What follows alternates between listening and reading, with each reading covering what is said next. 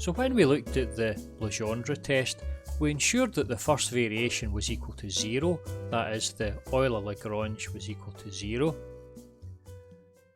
And we also ensured that the f11, that is our partial squared f by partial y derivative squared, doesn't change sign on AB, and the limits of integration were sufficiently small, which again we're still to talk about and we'll get to in a different video. And if these were true, then if f11 was less than 0, we would have a maximum. If f11 was greater than 0, we would have a minimum. Now we then went on and we looked at the Jacobi conditions here as well. So we simplified the equation and we were left with this equation here. And we noted that we would have to ensure that this eta derivative minus eta u derivative all upon u would have to not equal 0. Now we said just at the end of the last video, if this did actually equal 0, then the whole of the second variation would equal 0.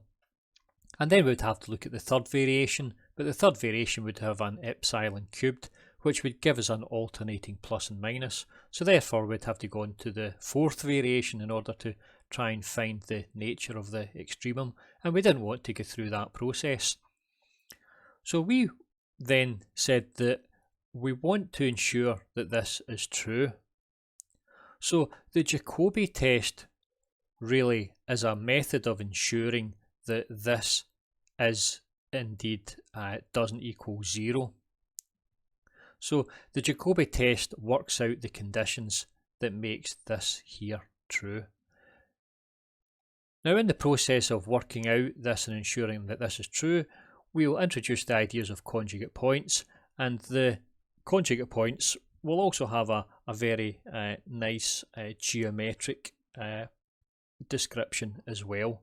So let's go ahead and we'll see how we can ensure that this does indeed equal 0. So let's suppose that this value here did indeed equal 0. So if that was the case, then we can show that this equation here must be satisfied. That is, the u of x function here is just the same as the eta of x, but it's multiplied by a constant term alpha. Now that's not wholly obvious, but we'll do the little proof here and then we'll go in and we'll have a look at it in the graphical calculator. So we can see here that if we were to replace each of the values here, eta, with the value here alpha u of x, then we'll have eta derivative will just equal alpha u derivative, and the eta here will just be the alpha u of x, so that's the alpha u of x, and we've still got our u derivative of x here and our u of x here, and we can see here that this u of x here will cancel with this u of x, and it's just going to leave us with alpha u derivative of x, and this alpha u derivative of x will cancel with this alpha u derivative of x, and so that will equal 0.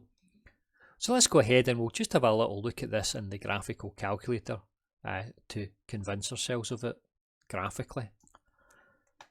So if you go into the resources section, you'll see that there's a file there called Jacobi test, and that's the graphical calculator. So if you click on that and you can open this up. Now it's a little bit busy here, but we'll try to talk our way through it. What we have here is what we've seen in the previous course whenever we looked at adding the variation. So for example, we're going to have the eta of x, which is a function that we choose. Right, so that's our eta of x, and we're going to have the epsilon eta of x, which is going to give us our family of curves. So you can see here that there's epsilon there. So if I adjust the epsilon, you can see that we're getting that family of curves.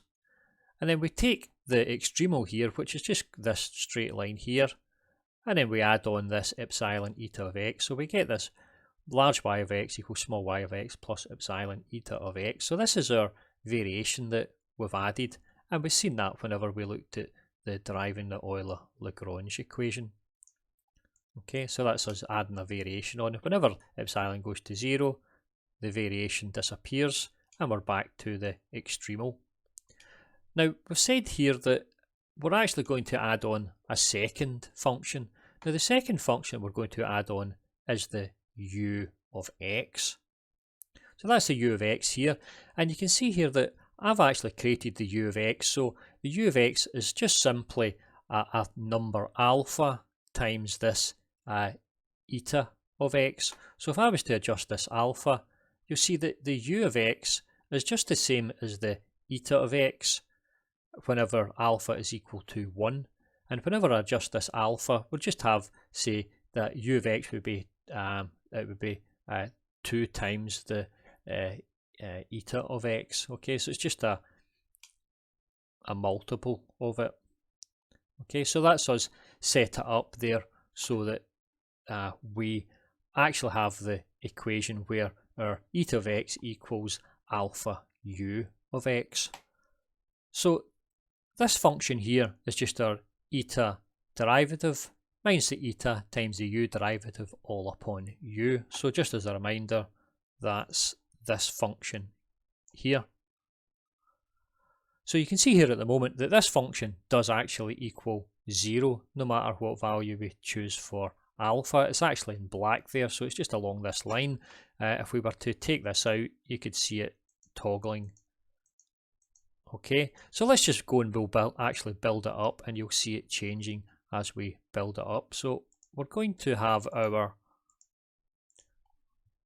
eta derivative of x, so it's going to be d by dx of our eta of x.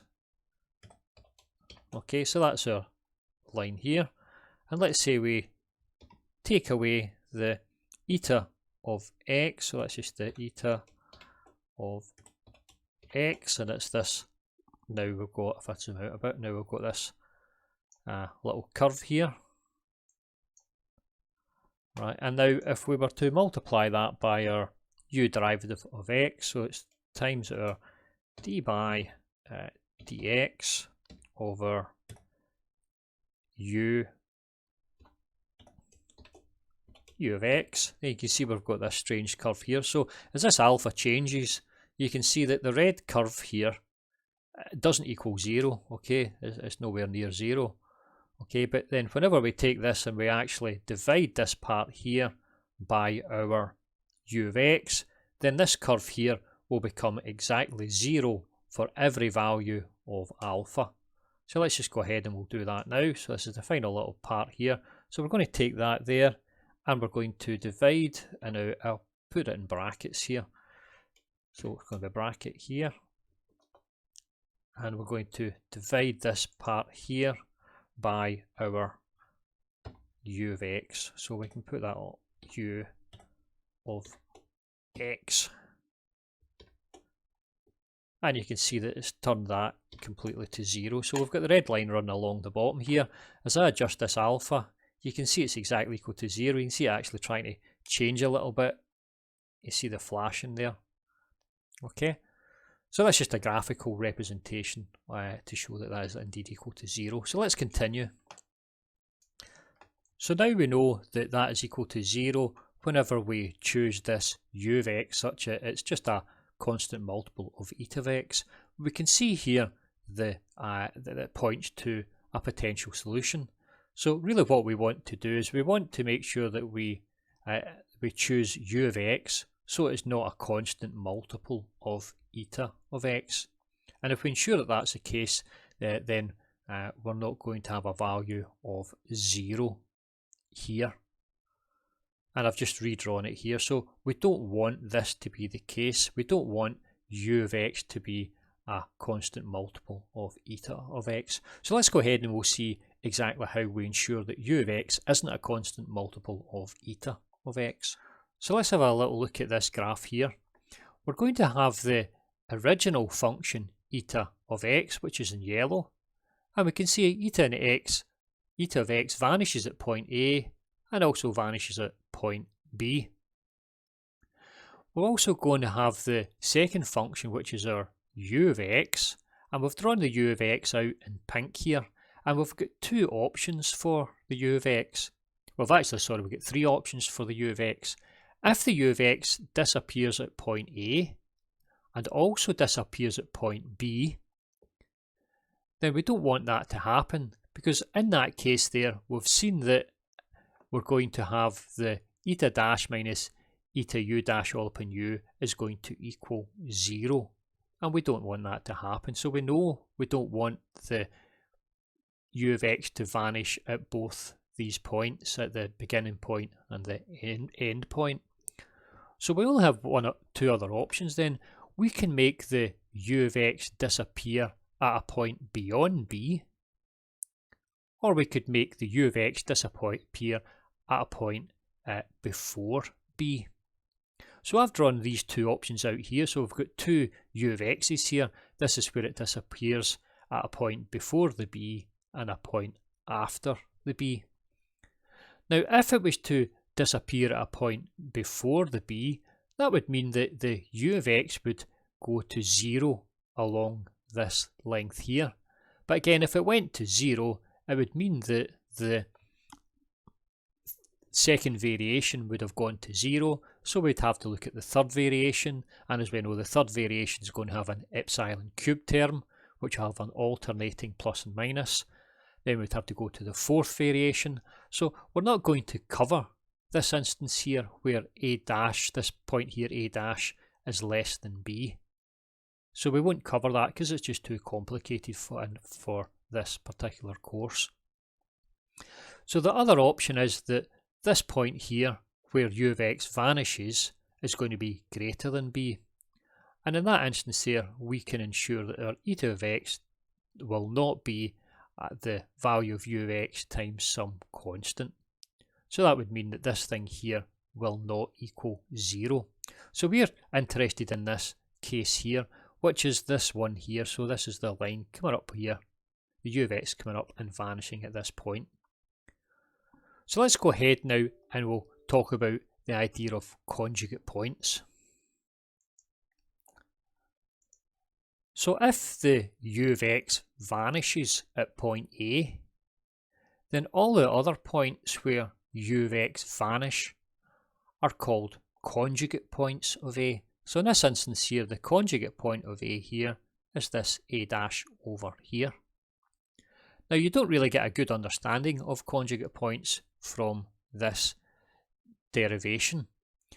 We will go ahead over the next few videos and we'll look in more detail at conjugate points, and you've got a better graphical understanding of physically what a conjugate point is.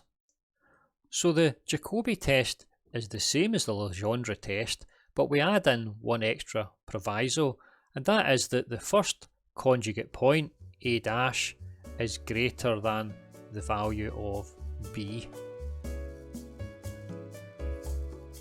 So that's all for this video. Thank you for listening. I'll get you on the next video. Goodbye.